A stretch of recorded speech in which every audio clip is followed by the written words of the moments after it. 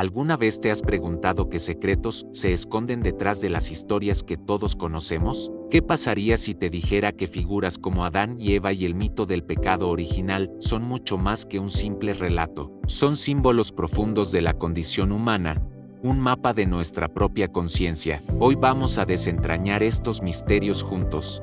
Piensa en los 10 mandamientos. ¿Son solo un conjunto de reglas prohibitivas? En realidad, cada uno de ellos esconde una guía para la liberación espiritual, un camino hacia la armonía interior y con el universo. No se trata de no harás, sino de cómo puedes ser en tu máxima expresión. ¿Y qué me dices de los salmos? A menudo los leemos como simples poemas o plegarias, pero su verdadera magia reside en su dimensión mística. Cada palabra, cada verso, es una llave que abre una puerta en nuestro interior.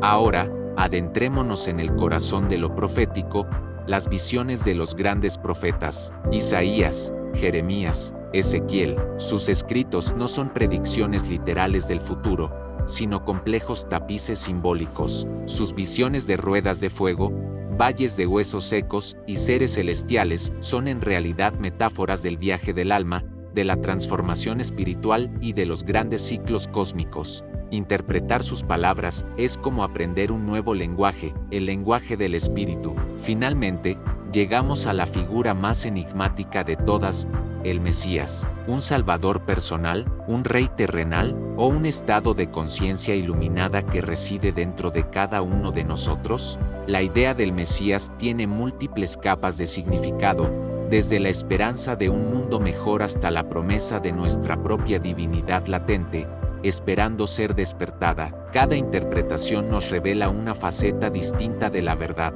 Así que la próxima vez que te encuentres con estos textos antiguos, te invito a mirarlos con nuevos ojos, no como historia, sino como un espejo de tu propia alma. Las respuestas que buscas no están fuera, sino dentro, codificadas en estas visiones proféticas. Si te gusta este tipo de contenido, suscríbete al canal para más videos. Cuando uno abre la Biblia por primera vez, parece un libro de historias antiguas, relatos de un jardín perfecto, de leyes escritas en piedra, de cantos de un rey que lloraba y cantaba al mismo tiempo, de profetas que veían cosas imposibles, y de una promesa que atraviesa siglos, la llegada del Mesías. Pero cuando la lees con calma, te das cuenta de algo: la Biblia no solo cuenta eventos, también habla del ser humano, habla de lo que somos por dentro, de lo que deseamos, de lo que tememos, de lo que destruimos, de lo que buscamos desesperadamente, y de lo que, aunque no lo digamos, todos esperamos: redención. Y para entenderlo, hay que mirar estos 5 puntos no como piezas separadas, sino como una sola línea profunda, como si fueran estaciones de un mismo viaje espiritual. La historia de Adán y Eva es conocida por casi todo el mundo, incluso por quienes no son religiosos. Pero lo curioso es que, aunque muchos creen entenderla, casi siempre se reduce a una sola frase: desobedecieron y fueron castigados. Sin embargo, cuando miras el relato con más atención, notas que la historia no está construida como una simple anécdota moral. Está narrada como un origen, como una explicación del misterio humano.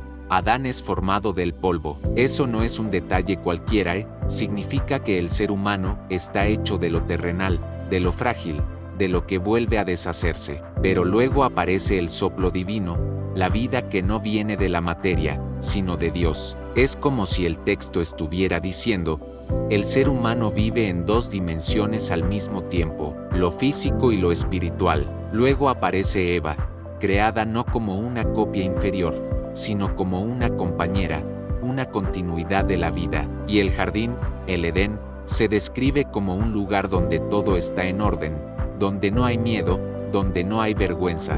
Ese detalle es clave. Antes de la caída, no existe la idea de esconderse. Entonces llega el símbolo que lo cambia todo: el árbol del conocimiento del bien y del mal. Ese árbol representa algo peligroso, pero no porque el conocimiento sea malo, sino porque marca el inicio de una nueva condición humana, la conciencia moral, la dualidad, el juicio interno. Porque en el momento en que se come del fruto, no solo se rompe una regla, se abre una puerta mental, se despierta la idea del bien y del mal como separación. Ya no se vive en unidad, se vive en comparación. Ya no se vive en inocencia, se vive en sospecha. Ya no se vive en presencia, se vive en ansiedad. Y por eso, cuando el texto dice que se dieron cuenta de que estaban desnudos, no está hablando solo del cuerpo, está hablando de vulnerabilidad. La desnudez representa el darse cuenta de que puede ser herido, observado, juzgado, rechazado. Antes de eso, no existía el concepto de vergüenza. Después de eso, nace el miedo, y ahí aparece el pecado original, que muchas veces se malinterpreta como una simple culpa heredada, pero desde una interpretación simbólica, el pecado original puede entenderse como el nacimiento de una ruptura interior, la separación entre el ser humano y su estado original de armonía. No es solo un pecado legal, es una condición. La humanidad entra en una experiencia donde el deseo se mezcla con la ansiedad, donde el amor se mezcla con el control, donde la libertad se mezcla con la tentación.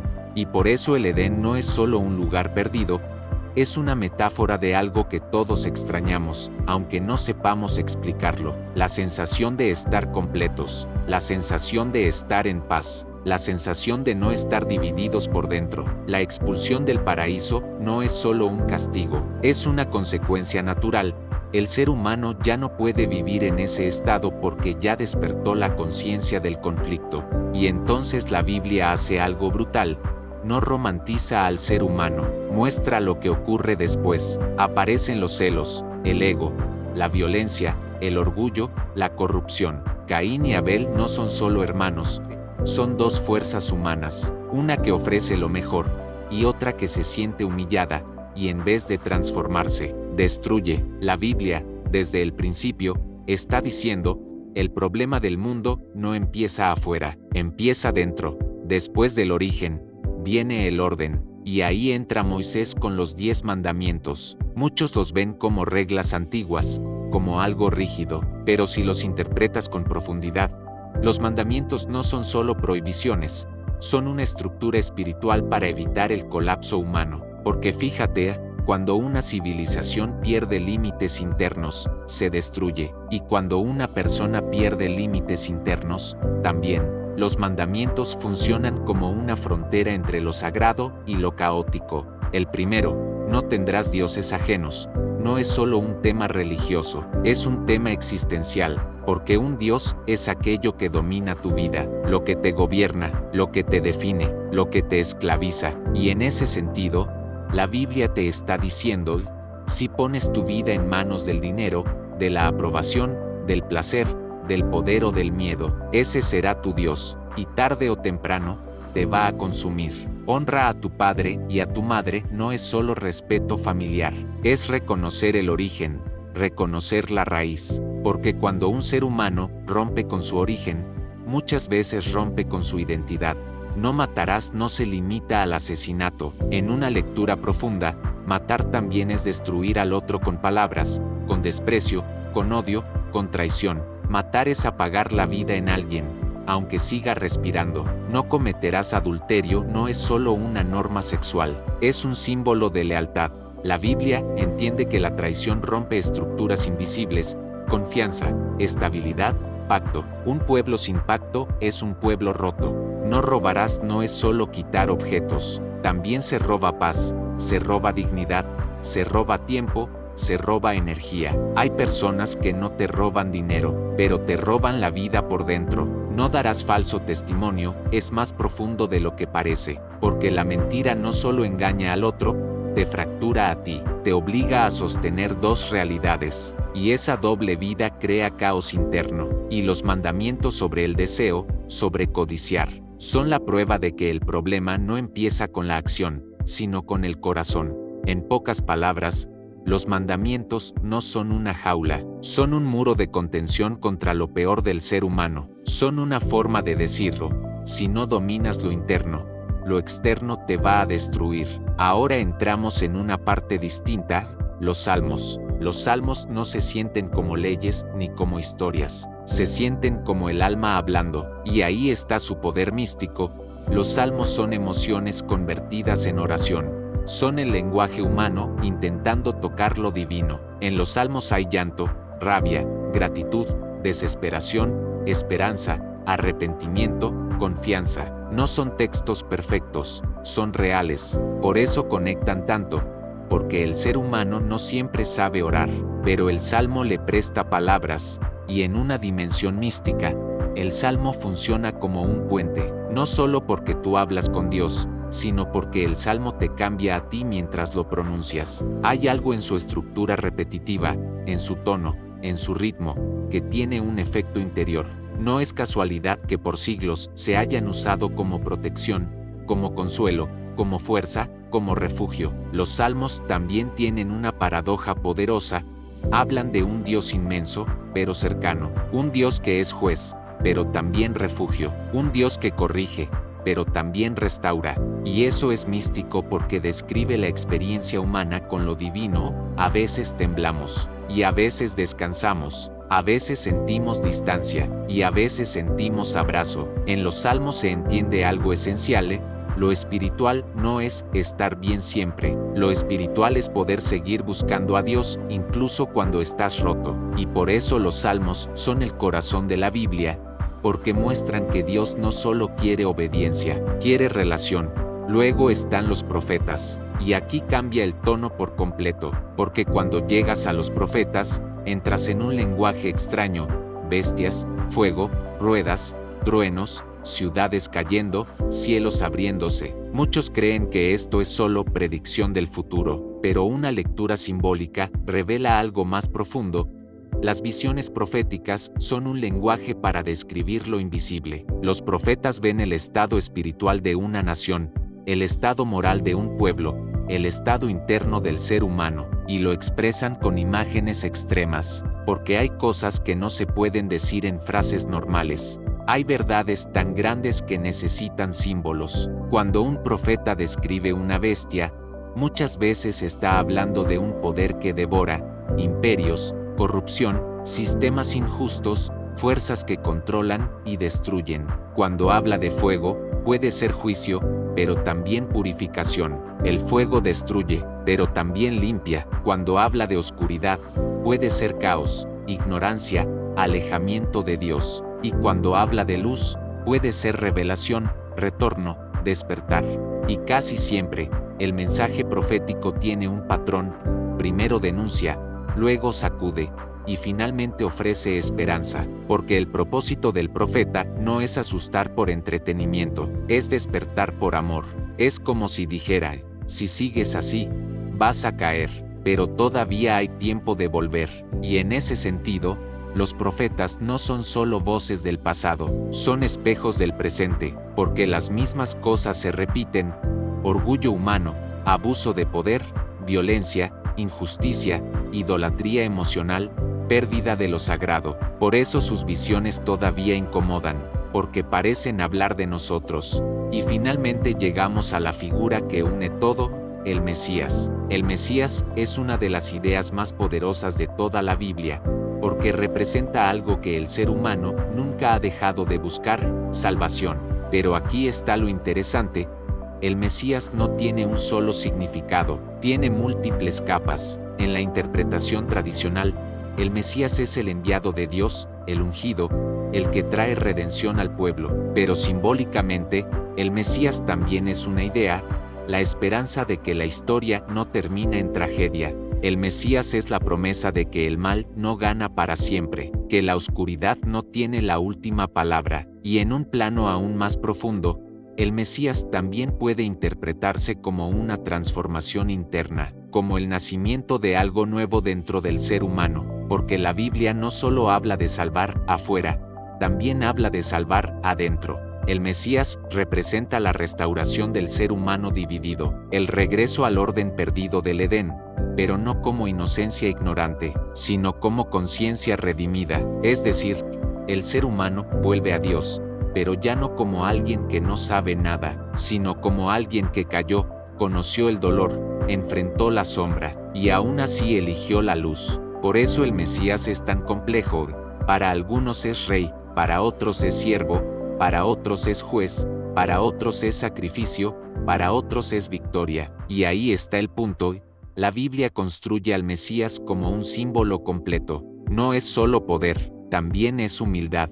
No es solo gloria, también es sufrimiento. No es solo justicia, también es misericordia. Porque si el problema humano es profundo, la solución también tiene que ser profunda. Si unes estos 5 puntos, te das cuenta de que la Biblia no está contando historias sueltas, está contando el drama del alma humana. Adán y Eva muestran el origen de la fractura, el despertar del conflicto interior.